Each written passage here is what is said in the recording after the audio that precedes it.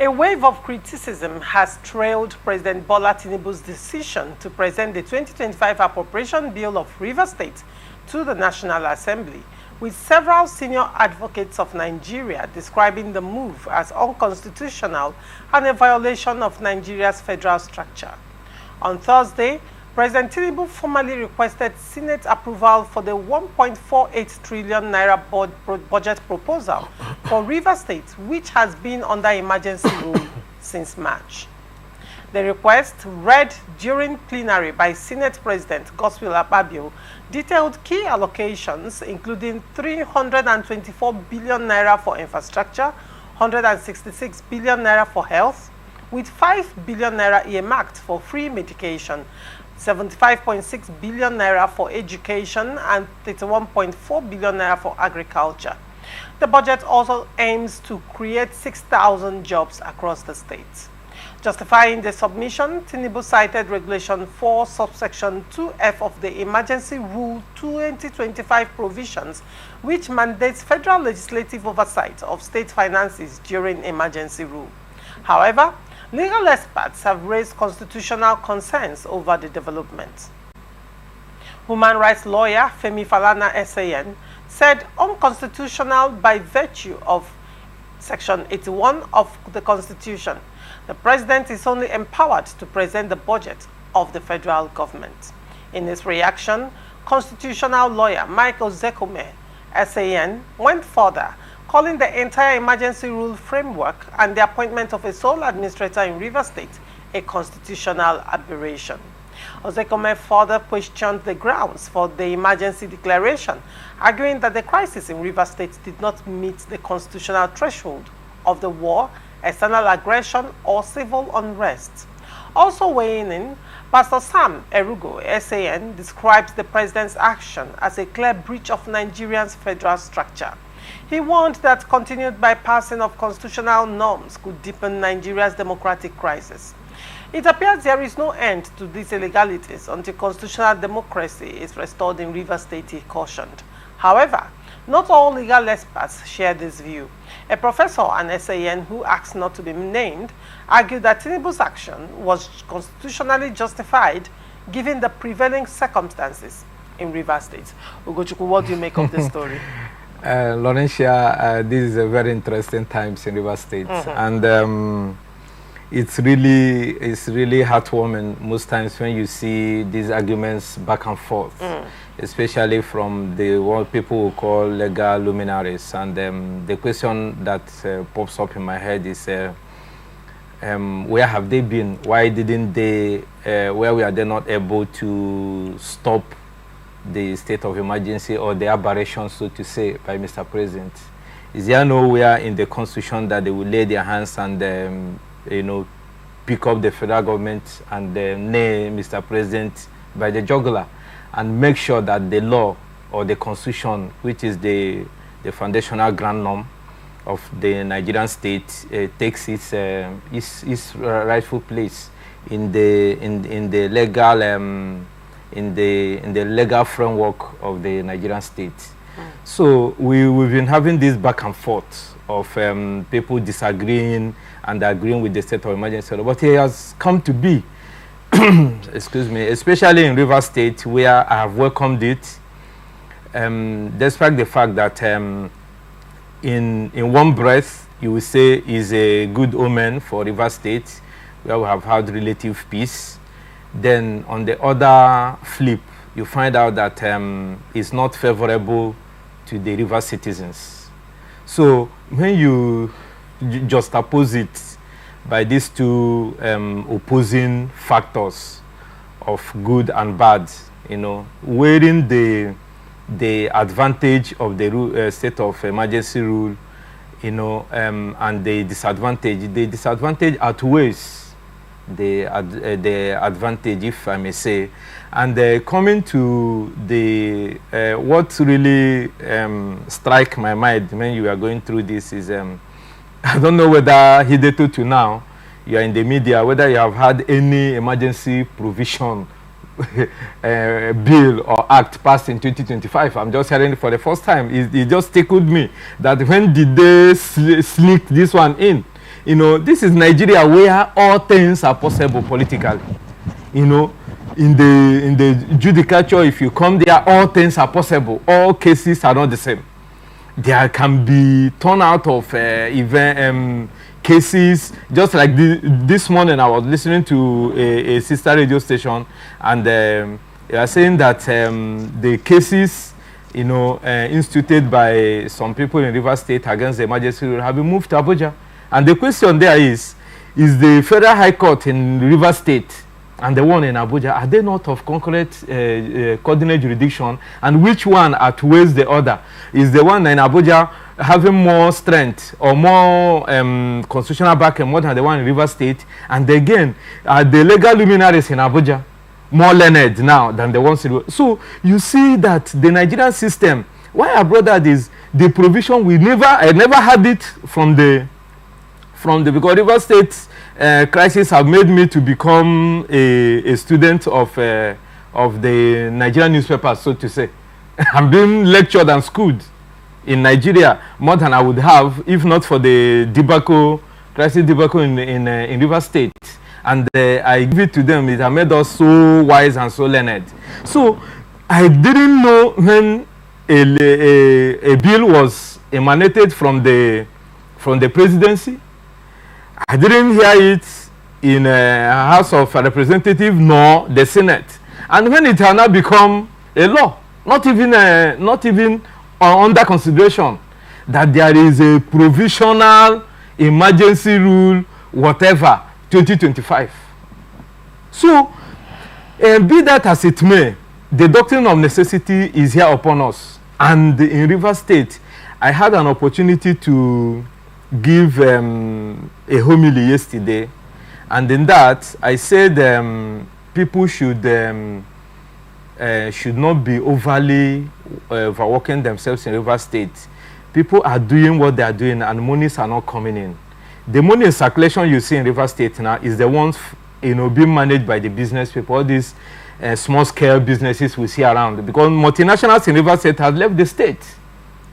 So the monies, people are working and they are not getting enough. I said the reason is this. You know, Nigerians, especially in the radio circle, they always attribute whatever shortfall to witches and wizards and the devil. I said no. Sometimes you think the other side of it. The Rivers State have no state budget.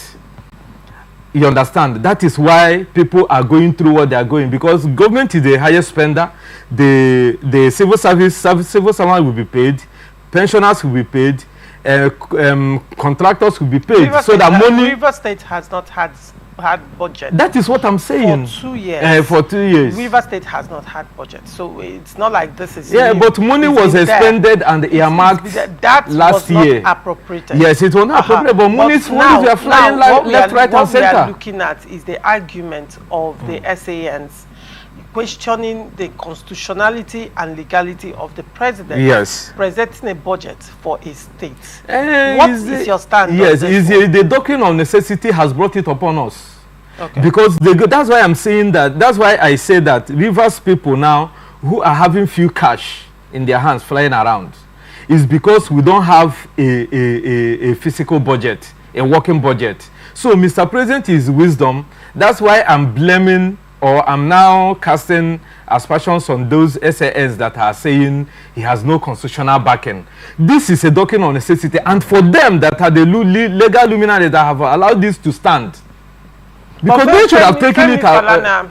Femi Falana, on the other hand, is an interested party. Of course, in what is going on. In the state crisis, because he is the he was one of, or is still the leading counsel. One of the leading counsel in, you know, representing the governor. The suspended governor. Yes, in the entire legal debacle that happened. Now, the question is, Femi Falana coming out to speak, and he is the leading counsel in the Rivers State, you know, representing the suspended governor in the Rivers State crisis. Isn't that still going to give a wrong signal in this reconciliation process? Because, I mean, are you not, if your legal counsel or your lead counsel is saying this, and on the other hand, you're trying to make peace, how does it, I mean, how is it going to be interpreted? Wouldn't one say that the governor's camp is still giving off contradictory kind of positions at this point? No, I wouldn't blame you. You've known my stand when it comes to Abio, Tony Okocha, and Femi Falana on this platform.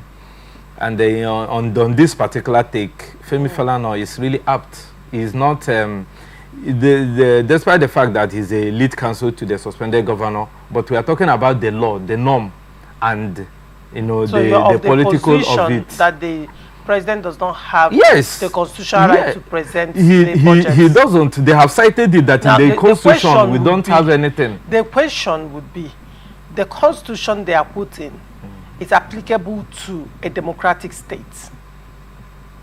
That is why I now say. Very well. And now in River State, we are not operating on democracy. The democratic setting is suspended. However, governance has to go on. Of course. Salaries have to be paid. Development has to happen. Yes. How is that going to happen without a budget? No, that is why I have said, one of my positions have been on two phases. Then what I'm saying is that the doctrine of necessity is upon us.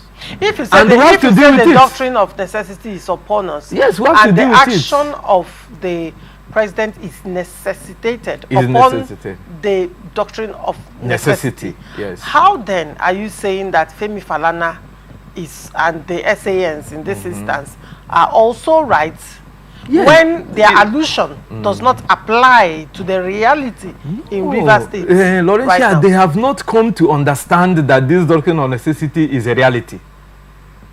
But they are still standing. But if you go through the constitutional framework on which they are relying on, the president has the powers to declare a state of emergency.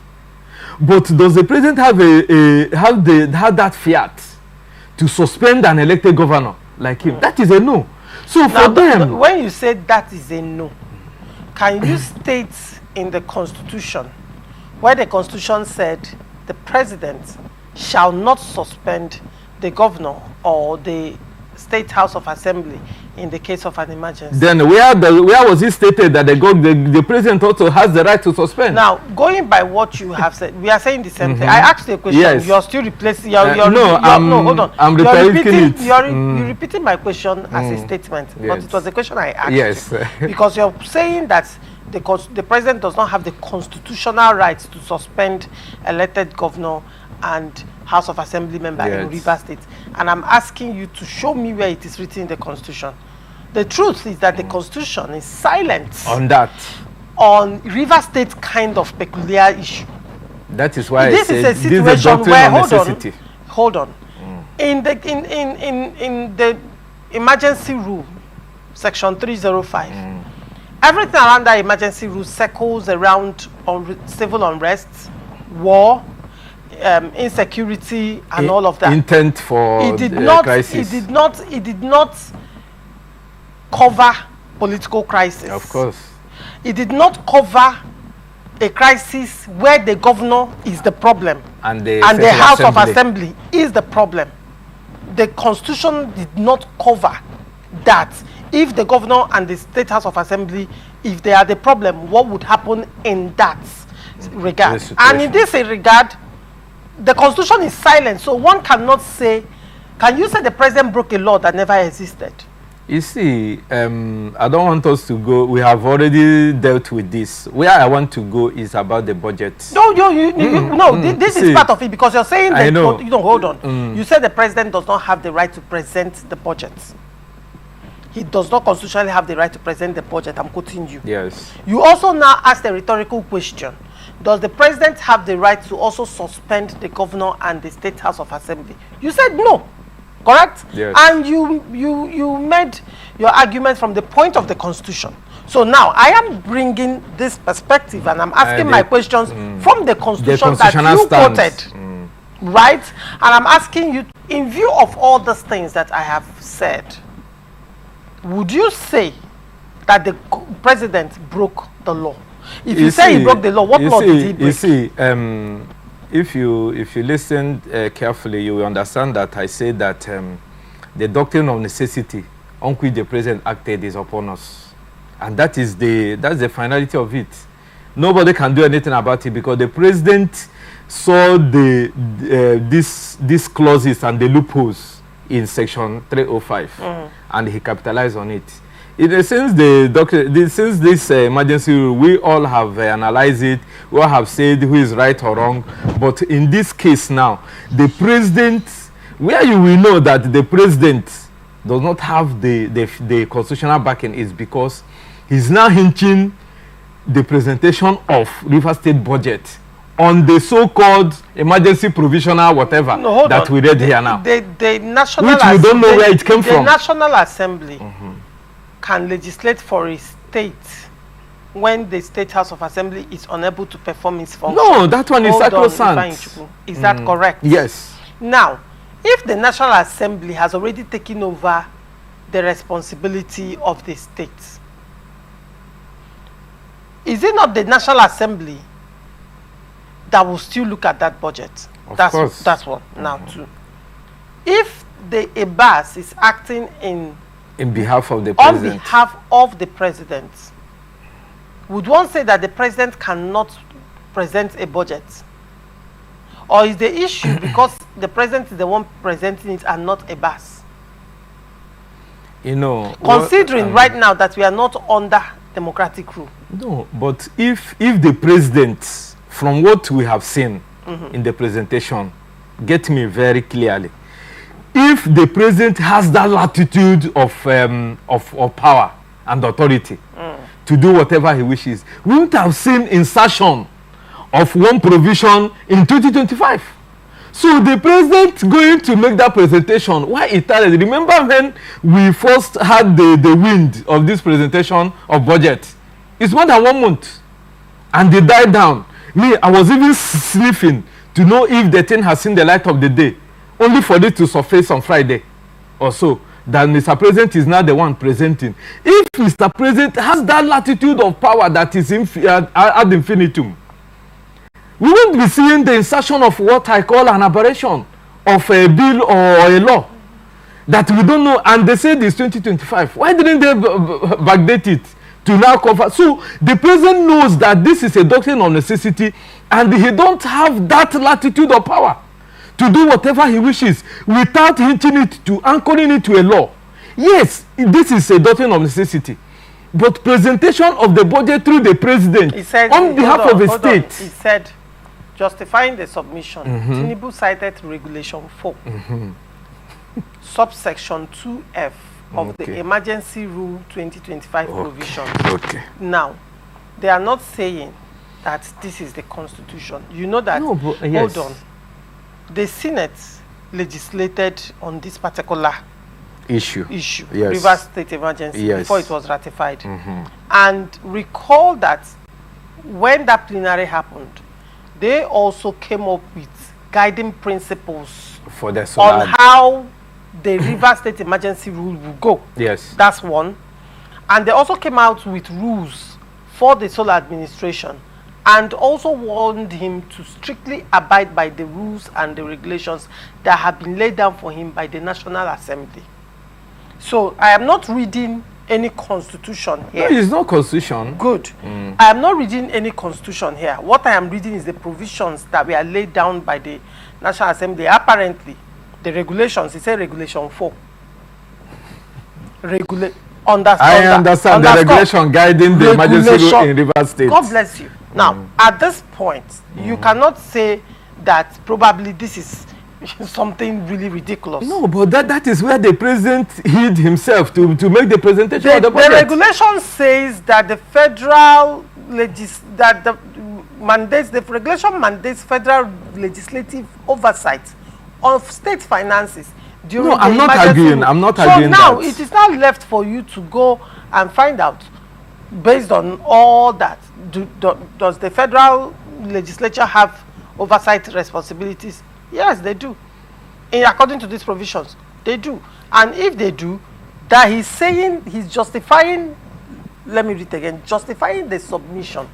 He's justifying why he is submitting it to the National Assembly. Which is what I have said. No. What you're saying is, you're trying to make sense of the president presenting He's not hiding under. Let me read that statement again. Justifying the submission of the budget, Tinubu cited Regulation 4 subsection 2F of the Emergency Rule 2025 provision, which mandates federal legislative oversight of state finances during emergency rule. What he's saying here is that he's quoted this to justify why the National Assembly has to receive that budget and legislate on it. He's not justifying why he, the president, is presenting the budget to them. It is now the National Assembly that will go back to now tell the president, you have no right, or you have the right to present that budget. So these regulatory guidlines are not, I don't think is not on the public purview. Because if not this presentation, I would not have seen it. That was why I made that statement, that it is very ridiculous that we are hearing it for the first time. Even the Senate that have visited the Minister Solar Administrator, their committee, a team-member committee that came here, did not make this expository to the people. Why? Probably you would say you didn't pay attention, because when they were legislating on River State of Emergency River State, they did talk about the regulatory guidelines that they had laid down for this emergency rule in River State to follow, and strictly warned the BAS not to go against it. And recall that when the BAS came out to talk to the Senate caucus, River State Senate caucus that paid him a visit, and he told them that he wanted to present the budget to the National Assembly and pleaded for their help in the passage. Yes, you recall that the National Assembly called a BAS to order. Of course. And that actually led to setting up a committee to play over for oversight functions into the activities of a BAS in River State. And recall that shortly after that, the National Assembly now called a BAS to, come before the National Assembly to present his report on his activities so far in River State. These were, the order that things have happened so far. So one would say that probably when they came out to say, that they have laid down guidelines and principles, we did not ask questions. What are these laid down? That is what I'm saying, and they didn't make it public. It's shrouded in secrecy, because any other thing that pops up in River State with this emergency rule, you see one particular insertion that they will put inside the thing to now connote that the thing is lawful. That is my only displeasure. I think it's a public document, and you can access it if you. It's becoming a public document now. If Nigerians want to access it, they can. Laurentia, is becoming a public document now because they want to achieve something. That is where I'm going. All right. But hitherto to now, did they make this thing public? If they had made it public, I wouldn't be here saying that I'm hearing it for the first time on this platform. Then finally, on the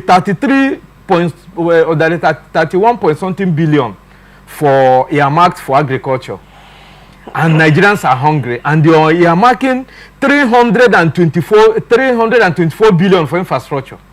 Is it not human beings that will enjoy this infrastructural development?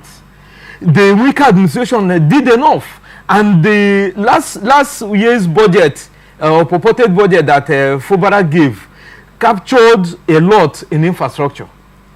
Why not the government look at people's oriented policies that will affect the people's life? Let us have food on our table first.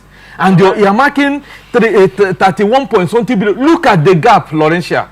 Look at the gap between something that will put food on our table, that will revive the economy, and people will a lot of this 75 point something billion they are marking for medication here for the health sector is not even enough. And the one they mark for educational sector. What I'm saying is that if people feed well, we have less people visiting the hospitals. The nutrients will be in proper proportion and quantity in the human body. But this 5 billion again, the earmark for free medication, Laurentia, let me tell you for free, is on national television. The medical practitioners, especially those in the pharmaceutical sectors of government hospitals, will siphon it. It will not get to the people. Here, I go to the hospital in Rivers State, government hospital, they don't give mosquito net free for women that are going for an antenatal. They buy it. Anything they bring within the government hospital is filters away. Look at now, you can't even get this test kit they use for people that have TB that was hitherto free, people that have HIV, and the testing. You saw that River State is number one now, 283,000 plus from the last statistics that were rolled out. So those things that we are getting free in the hospital, that the government, that's why Trump administration had to cancel some of those things, because when you put it in government hospitals, Laurentia, it flies, it develops wing and flies away. So let a buzz, if they are doing it, let it have a committee that will checkmate how those distributions will go for it to get to the end users. That is my take on that. All right.